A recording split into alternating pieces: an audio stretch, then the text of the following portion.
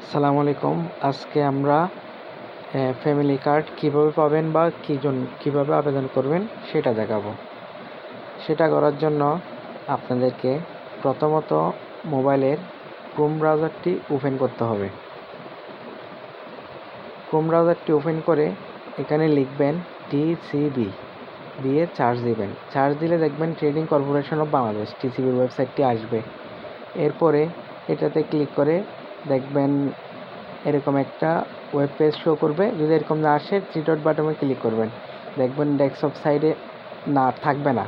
এরপর হচ্ছে ওটাতে ক্লিক করবেন, ক্লিক করে ডেস্কটপ সাইডে করবেন। এরপরে দেখবেন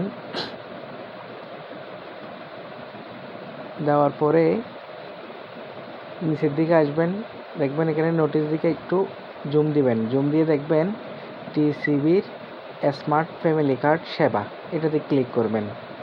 ক্লিক করার পরে আপনারা দেখবেন এখানে লগ ইনের পাসওয়ার্ড আসছে। এটা করতে হবে না, নিচে সচরাচর জিজ্ঞাসা আসেন।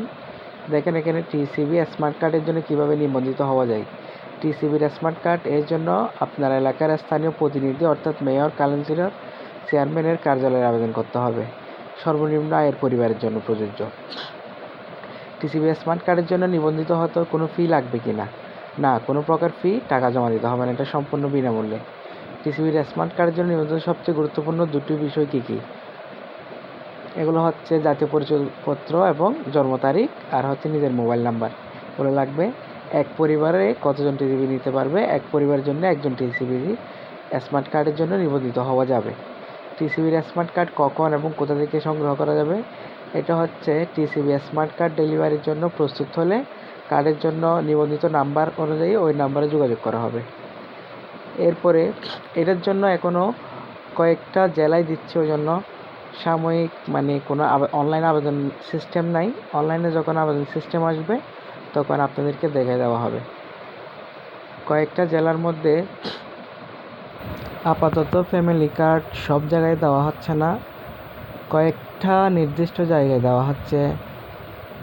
যখন দেওয়া হবে তখন হচ্ছে আপনাদের অনলাইনে আবেদন করা যাবে এবং সব কিছু বিবেচনা করে দেওয়া যাবে। এখানে আমি কিছু প্রতিবেদন নিউজ চ্যানেলে দেখাচ্ছি আপনাদেরকে, যেখানে হচ্ছে দেওয়া আছে ফ্যামিলি কার্ডটা কোথায় কোথায় কোন এলাকায় দেওয়া হবে। প্রাথমিকভাবে বনানীর কড়াইল বস্তি, পাংশা, পতেঙ্গা, বাঞ্ছারামপুর, লামা, কালিশপুর, চরপেশন, দিরাই, ভৈরব, বগুড়া সদর, লালপুর, ঠাকুরগাঁও ও নবাবগঞ্জ। প্রাথমিকভাবে এগুলোতেই দেওয়া হবে।